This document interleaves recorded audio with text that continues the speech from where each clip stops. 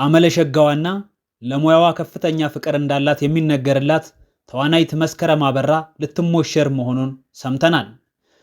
ትውልድና እድገቷ በአዲስ አበባ ተክለ ሃይማኖት አካባቢ የሆነው መስኪ በአካባቢዋ በደብረ አሚን ቤተ ክርስቲያን ሰንበት ትምህርት ቤት እያገለገለች ነው ያደገችው።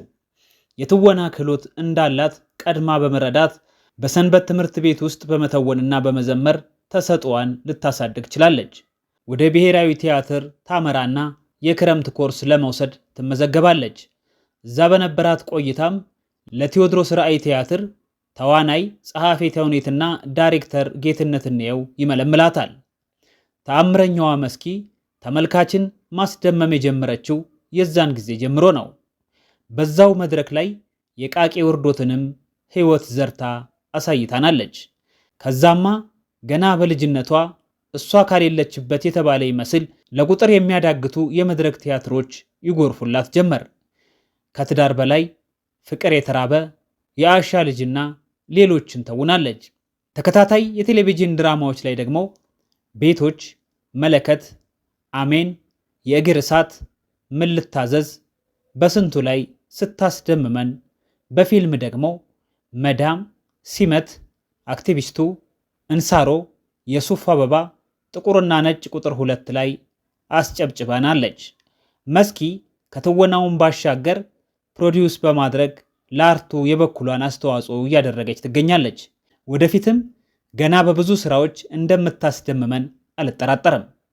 ከሰሞኑ ደግሞ ከፍቅረኛዋ የታገቢኛለች ጥያቄ እንደቀረበላት ሰምተናል። ጋብቻ እንግዲህ የማይቀር ጉዳይ ነው። አንድ መንፈሳዊ ሰው ወይም አንዲት መንፈሳዊ ሴት የእግዚአብሔር ቤተ መቅደስ የሆነ ሰው ሌላ የመንፈስ ቅዱስ ማደሪያ የሆነ ወይንም የሆነች ሰው ጋር መዋሃድ መጋባት ማለት ትልቅ የጋብቻ ምስጢር ነው።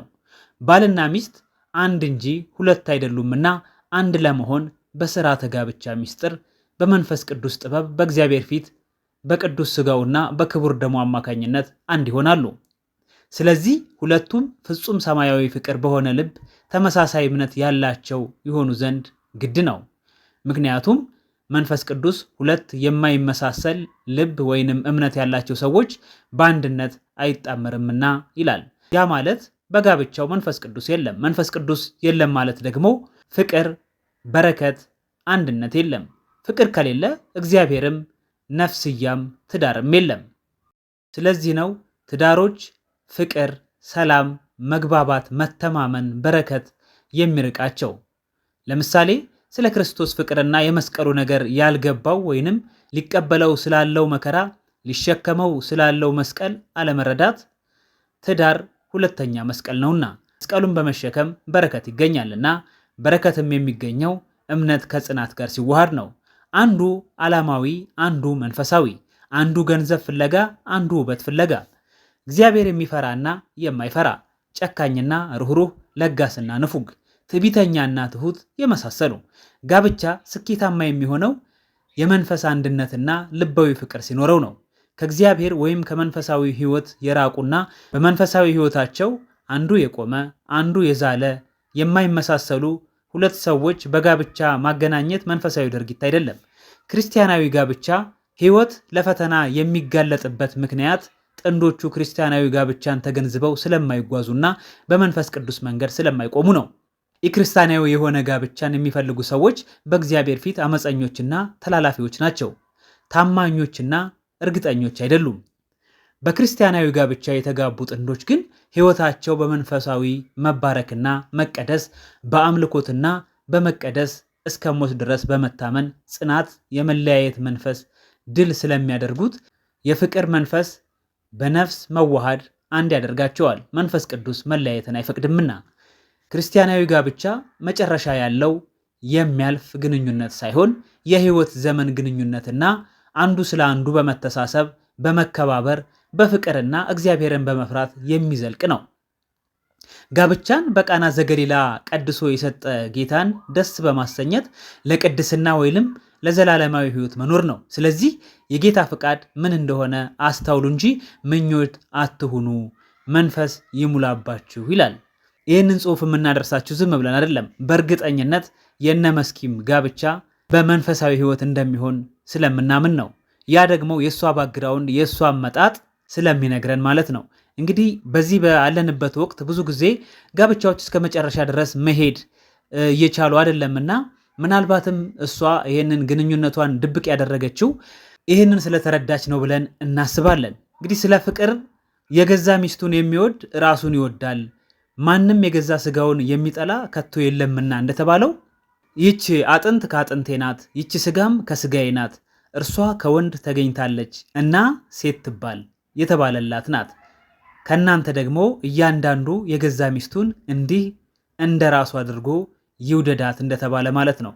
ሚስቶች ሆይ በጌታ እንደሚገባ ለባሎች ታዘዙ ይባላል። ስለዚህ ይህንን የተከተለ በዚህ አይነት ሂደት የሄደ በእርግጠኝነት እስከ ዘላለም ድረስ ጋብቻው እንደሚጸና እንገነዘባለን። እንግዲህ የነመስኪም የታገቢኛለች ጥያቄ 20 ጓደኞቻቸው በተገኙበትና በዝግ በተደረገ ስነ ስርዓት ላይ በፍቅረኛዋ የቀረበላት ጥያቄን እሺ ብላ ተቀብላለች ማለት ነው።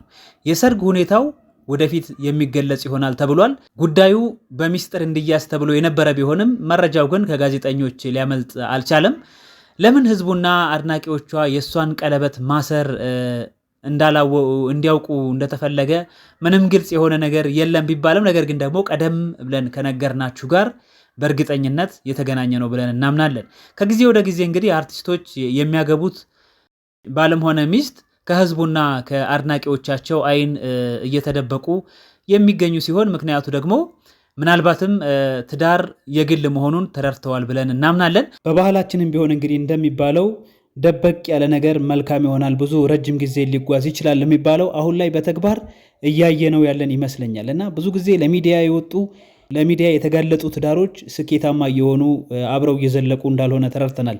እናም እንደዚህ መሆኑ ብዙዎችን ሊያስደስት እንጂ ሊያስከፋ አይገባም ብለን እናምናለን።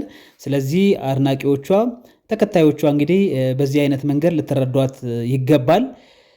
ሆን ተብሎ ታቅዶ የተደረገ ነገር ነው።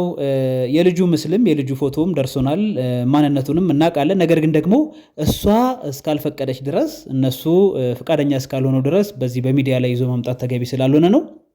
ዋናውና ትልቁ ነገር ግን ሁልጊዜ ከታዋቂ ሰዎች ምን እንማር፣ ከሚሰጡን ስራዎች፣ ከድርሰቶቻቸው፣ ከትወናዎቻቸው ባሻገር ምንን ለህይወታችን ልንማር ልንይዝስ ይገባናል የሚለውን ነገር ማወቁ ነው ለእኛ የሚጠቅመን ብለን እናምናለንና መልካም ነገሮች የሚያስደስተን፣ ጥሩ ነገሮች ደግሞ ይግጠማቸው ብለን የምናስብ ሰዎች በዚህ አይነት መንገድ ተረድተናቸው አድናቆታችንን በመስጠት እንኳን ደስ ያላችሁ ምኞታችንን በመግለጽ ደስታቸውን መጋራት እንችላለን እንጂ ብዙም ፎቶ አለመታየቱ ሊያሳስበን አይገባም ብለን እናምናለን። ተወዳጇና ምርጧ ተዋናይት መስኪ እንግዲህ እንኳን ለዚህ አበቃሽ፣ በድጋሚ እንኳን ደስ ያለሽ ለማለት እንወዳለን። ውለዱ ክበዱ እንላለን።